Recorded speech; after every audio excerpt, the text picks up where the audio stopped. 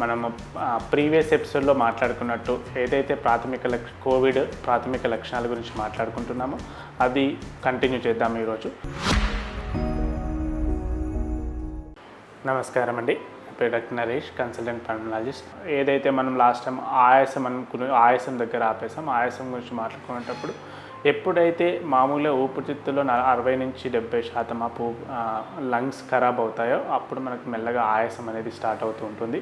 Young people యూజువల్గా మామూలుగా అంటే యుక్త వయసులో ఉన్న వాళ్ళు 30 నుంచి 45 సంవత్సరాల మధ్య ఉన్న వాళ్ళలో ఆయాసం మెల్లమెల్లగా అప్పుడు స్టార్ట్ అవుతూ ఉంటుంది. సో ఈ ఆయాసం అనేది లంగ్ ఇన్వాల్వ్మెంట్ ఎంత ఎక్కువ ఉంటే, అంటే ఊపిరితిత్తుల్లో ఎంత ఎక్కువ భాగం ఖరాబ్ అయితే అంత ఆయాసం సివియర్గా ఉంటుంది. ఒకసారి ఆక్సిజన్ లెవెల్స్ పడిపోవడం అనేది స్టార్ట్ అయిన తర్వాత డిసీజ్ అనేది చాలా ప్రోగ్రెసింగ్గా ఉంటుంది.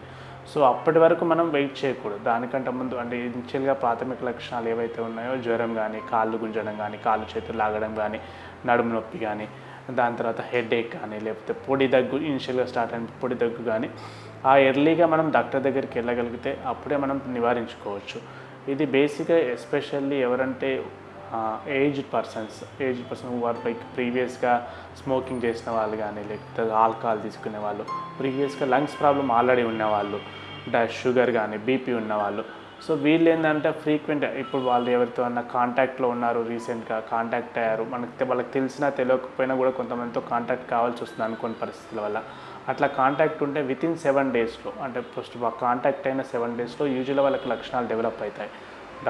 ఆ లక్షణాలు డెవలప్ అయినా లేకపోయినా కూడా వితిన్ 7 డేస్లో ఒకసారి టెస్ట్ చేసుకొని పరీక్ష చేయించుకుంటే మీకు అంటే అట్లీస్ట్ ఎర్లీగా ప్రివెంట్ చేసుకోవచ్చు వాళ్ళలో కానీ. లేకపోతే ఆల్రెడీ ఎవరైతే కీమోథెరపీ పైన ఉన్నారో, బీపీ షుగర్ ఉన్న వాళ్ళు, లేకపోతే ఆల్రెడీ స్మోకింగ్ చేసేవాళ్ళు, స్మోకింగ్ తోటి ఆల్రెడీ సిఓపిడి సమస్యతో బాధపడేవారు, అంటే లంగ్స్ ఖరాబ్ అయిన పరిస్థితి ఉంటుంది స్మోకింగ్ ఎక్కువ రోజులు తాగడం వల్ల, వాళ్ళలో ఖరాబ్ అయిన వాళ్ళు, ఆల్రెడీ ప్రీవియస్గా బ్రాంకియల్ ఆస్తమా అంటారు, ఉబ్బసం వ్యాధి అంటారు తెలుగులో, అవి ఉన్నవాళ్ళు కానీ, ఏదైనా ఎలర్జీస్ ఉన్నవాళ్ళు. బేసిక్ ఎందుకంటే కొన్నిసార్లు ఎలర్జీ ఉండడం వల్ల మనము ప్రాథమిక చికిత్సలు అన్నీ అంటే ఇవ్వలేము, అంటే బేసికల్లీ అన్ని మెడికేషన్స్ ఇవ్వలేము. ఎవరైతే డ్రగ్స్ ఎలర్జీ ఉన్నవాళ్ళు, అంటే అన్ని మందులు పడని వాళ్ళు కూడా ఉంటారు, వాళ్ళు కూడా ఎవరైనా ఇనిషియల్గా కొంచెం లక్షణాలు స్టార్ట్ అవ్వగానే డాక్టర్ దగ్గరికి అప్రోచ్ అవ్వడం బెటర్ అండి.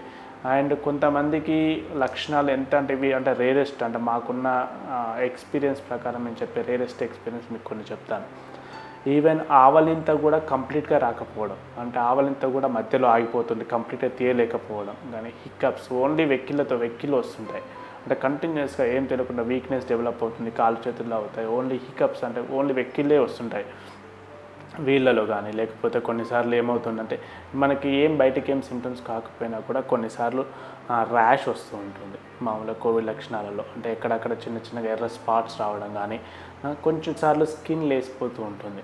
సో ఇవన్నీ అంటే అంటే కొన్నిసార్లు ఇవన్నీ ప్రాథమిక లక్షణాలుగా కన్సిడర్ చేయకపోయినా ఈ లక్షణాలు ఉన్న వాళ్ళు కూడా ఖచ్చితంగా మీరు కోవిడ్ టెస్ట్ చేయించుకోండి. ఎందుకంటే మేము డే ఇన్ డే అవుట్లో మేము చూస్తున్న లక్షణాలు వెరైటీ ఆఫ్ ప్రజెంటేషన్, అంటే రకరకాలుగా ఎట్లా వస్తున్నారు పేషెంట్లు దాన్ని చూసి ప్రాథమికంగా చూసి మీకు చెప్పడం జరుగుతుంది. అది నెక్స్ట్ అంటే దీని తర్వాత నెక్స్ట్ ఉండే లక్షణాలు మనం నెక్స్ట్ ఎపిసోడ్లో డిస్కస్ చేసుకుందాం. ఓకే అండి, థ్యాంక్ యూ.